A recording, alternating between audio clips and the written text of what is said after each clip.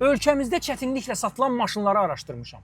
Bir aya yaxındır ki, bu işi bitdi hesablayıram və son illərdə adlarını çəkəcəyim maşınların satışı ağırlaşmışdısa, indi artıq lap reanimasiyalıq olub. Başlayacağım VAG qrupdan. İlk yerdə bu firmanın əsas nümayəndəsi Volkswagen'dir. Volkswagen'in də Passat'ı təbii ki.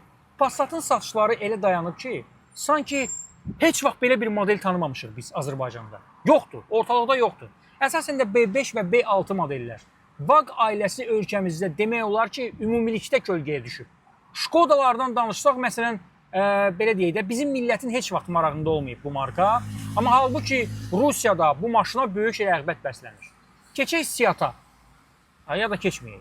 Çünki alan yoxdur. Çünki alan yoxdur, Audi'lərdə alan yoxdur. Audi'lərdə hazırda acı bir həyat yaşayır Azərbaycanda. VAG-dan çıxıram, keçirəm Ford'a. Ford Focus'un isə heç üzünə də baxan yoxdur. Land Rover'ın üz qarası sayılan Freelander'i almaq istəyənlər də sıfıra inib. Köhnə Discovery'lər də insanların diqqətindən qaçıb. Buradan da çıxdım. Yapon markaları da yavaş-yavaş alıcısını itirib ölkəmizdə. Yəni Toyota əgər bu günləri hələ də maşın sata bilirsə, dünyada liderdir o heç. Mazda, Honda, Mitsubishi'lər hələ ki otura bilmir ölkəmizdə. Suzuki'dən isə heç danışmaq istəmirəm.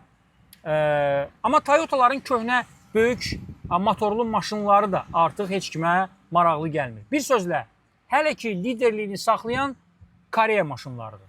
Gəlin razılaşaq. İndi Mercedes BMW-dən danışmıram, bu başqa sinifdir. Amma yəni olan budur. Olan budur, reallıq budur və Çin maşınları da ki heç nə demirəm. Özünüz artıq bunun cavabını bilirsiniz.